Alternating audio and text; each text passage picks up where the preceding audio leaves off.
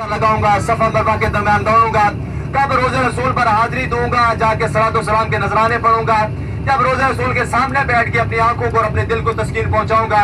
अल्लाह से दुआ भी मांगता रहता था, रोता भी रहता था, लेकिन मेरी औकात ना थी यहाँ आने की।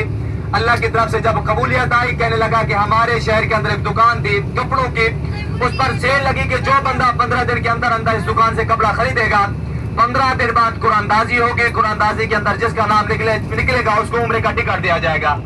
वो कहने लगा, जब मैंने ये ऑफर सुनी तो दुकान की जानिब जाने लगा और जेब के अंदर हाथ डाला तो एक फूटी कौड़ी ना थी। जब मैंने जेब के अंदर हाथ डाला, मेरा हाथ खाली लौटा, दिल परेशान पशेमान और गम के आंसू मेरी आंखों से निकलते जा रहे थे। और दिल ही दिल के अंदर अल्लाह से दुआ भी करता जा रहा था कि अल्लाह तू कादिर करीम ज़ात है, तू मुसब्बिबुल अस्बाब है, कोई ना कोई ऐसे असबाब पैदा फरमा कि अल्लाह मुझे अपने घर को देखने की तौफीक बख्श। ये बंदा जा रहा है, अल्लाह की शान। वो कहता कि आगे मुझे एक ऐसा बंदा मिला जिससे कभी मेरी पहले मुलाकात ना हुई, मैं उसे जानता भी ना था बंदा कौन है। मेरे सामने आया, मुसाफा किया, अस्सलाम वालेकुम, वालेकुम सलाम। मैंने किया, हाथ के अंदर हाथ दिया। जैसे हाथ के अंदर हाथ दिया, थोड़ी देर बाद उसने हाथ छोड़ा, थोड़ी दूर गया, फिर मेरी आंखों से ओझल हो गया, मुझे नजर नहीं आया कि वो बंदा कहाँ गया। जब मैंने अपना हाथ देखा तो मेरे हाथ के अंदर वो 2500 के नोट छोड़ के चला गया। अल्लाह की शान, मैंने वही 2500 लिए, दुकान के ऊपर चला गया। दुकान के ऊपर जाके मैंने कपड़ा खरीदा। कपड़ा खरीदने के बाद फोटो कापी, शनाख्ती कार्ड की फोटो कापी बक्स के अंदर डाली, वापस आ गया। अल्लाह से दुआएं भी मांग रहा था कि अल्लाह करम करना, आसानी भरा मामला करना।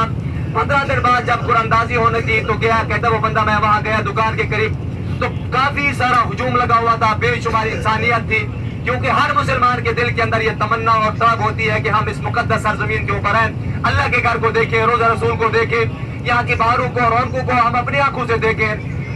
काफी सारे आदमी आए हुए थे। वो बंदा कहता है, मैं बीच के अंदर बैठ गया, साथ साथ दौड़ी भी जा रहा हूँ और अल्लाह से दुआ भी कर रहा हूँ। अल्लाह की शान, जैसे कुरानदाजी शुरू हुई, कुरानदाजी के अंदर सबसे पहला जो नाम निकला उसी बंदे का नाम निकला।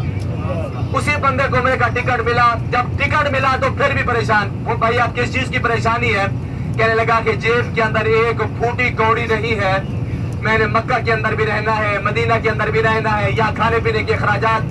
जब हर बंदा यहाँ से जाता है उसकी कोशिश होती है कि मक्का के कुछ तबरुकात तोहफे लेकर जाए और कुछ मदीना के लेकर जाए, इसके भी पैसे ना थे। रो रहा था उसी महफिल के अंदर बैठा।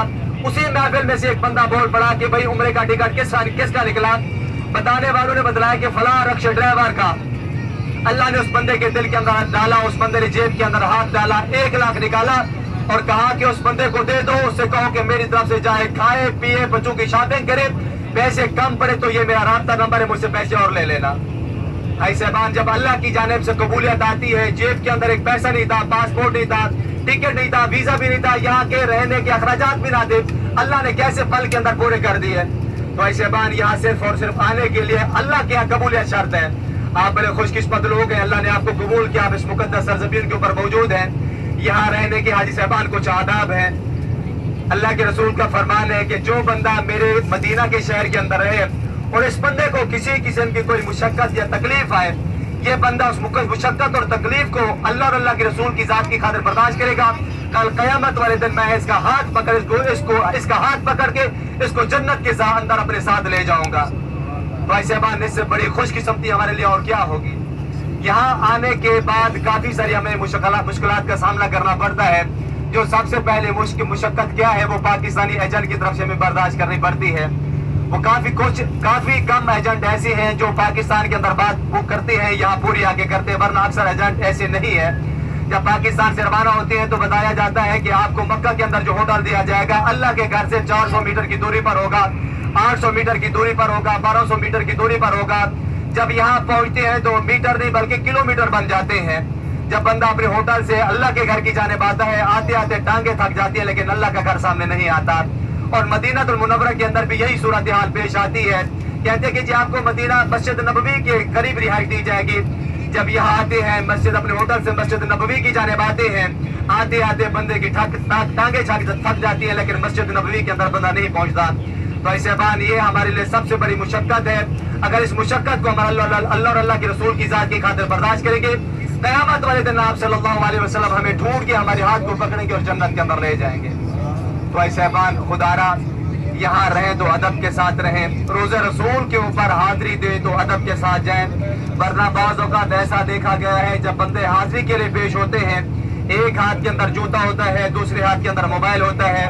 میں دنیاوی آپ کو مثال دیتا ہوں. ہمیں کوئی ایم پی اے بلائے، ایم این اے بلائے، ڈی ایس پی بلائے، ڈی آئی جی بلائے، اے سی بلائے، تو ہم کیسے وقار کے ساتھ جاتے ہیں، ادب کے ساتھ اس کے سامنے کھڑے ہوتے ہیں، ہاتھ جوڑ کے، کپڑوں کو سیدھا کر کے، یہ ہماری جو ہے نا کالر کو سیدھا کر کے، ٹوپی ہو ٹوپی کو سیدھا کر کے. یہ اگر ہم خدا نخواستہ ٹیڑھے کھڑے ہو یا کپڑے خراب، یہ کیا سوچے گا؟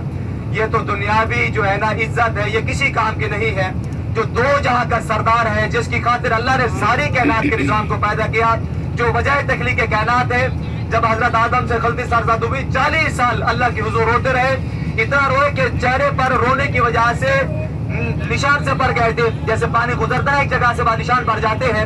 حضرت آدم 40 سال روئے، رخساروں پر رونے کی وجہ سے نشان سے پڑ گئے تھے. اللہ نے معاف نہ کیا. آخر میں عرض کیا اللہ تجھے محمد کا واسطہ مجھے معاف کر دے.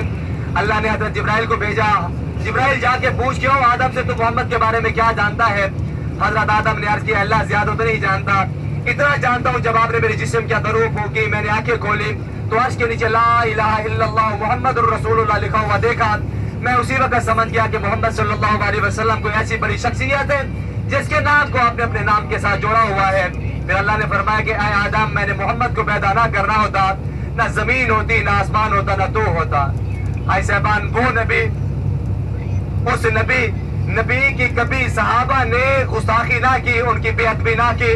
صحابہ جب اللہ کے رسول کے سامنے بیٹھتے، دو زانوں ہو کے بیٹھتے، سر کو جھکا کے بیٹھتے.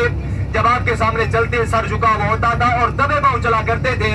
آپ کے سامنے صحابہ دھیمی آواز کے اندر بات کیا کرتے تھے کہ یہ نہ ہو کہ ہماری آواز اونچی ہو اور اللہ کے رسول کی بے ادبی ہو. تو ایسے بان ہم کس بات کی بولی ہیں جن کو خود اللہ نے قرآن کے اندر رضی اللہ تعالیٰ عنہ مرضون کہا، جن کو اللہ کے رسول نے خود اپنی زبان سے کہا کہ آپ لوگ جنتی ہو، آپ کو جو ان کو جنت کی بشارت دی، وہ لوگ بھی اللہ کے رسول کہتا ایسا ادب و احترام کیا کرتے تھے. ہم لوگوں کا تو کچھ پتہ ہی نہیں ہے. حاجی صاحبان، خدا را میں آپ سب حاجی صاحبان سے ہاتھ جوڑ کے کہتا ہوں، خدا کے واسطے رسول اللہ صلی اللہ علیہ وسلم کے روزے کی بے ادبی نہ کیجیے گا.